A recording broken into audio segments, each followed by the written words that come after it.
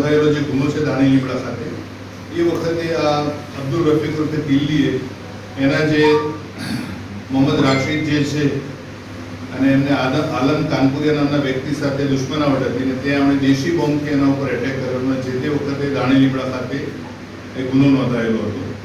આ ઉપરાંત પણ બંને આરોપીઓ વિરુદ્ધ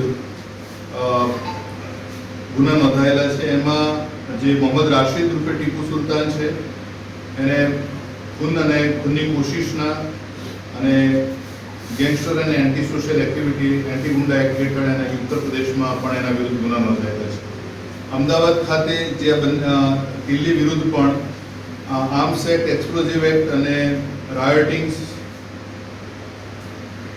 બીજા અગાઉ 2013 અગાઉ પણ આર્મ્સ એક્ટના કેસીસમાં એની ધરપકડ થયેલી છે. આ બંને જે આરોપી છે પૈકી જે અબ્દુલ રાશિદ ઉર્ફે ટીપુ સુલતાન જે છે એ કાનપુર ખાતેથી એના મિત્ર રેહાનના મારફતે આ 5 દેશી વેપન એટલે 3 પિસ્ટલ અને 2 તમંચા કાર્ટ્રીજ સાથે લઈને અમદાવાદ આવેલો.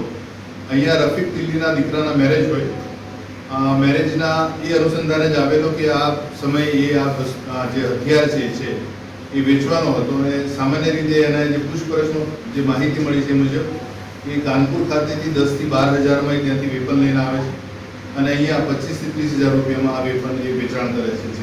જે વ્યક્તિ હોય, આ જે ગુનાખારી સાથે સંકળાયેલા વ્યક્તિઓ છે ખાસ કરીને એમને વેચતો હતો. આ બંને આરોપીઓની અટક કરવામાં આવેલી છે.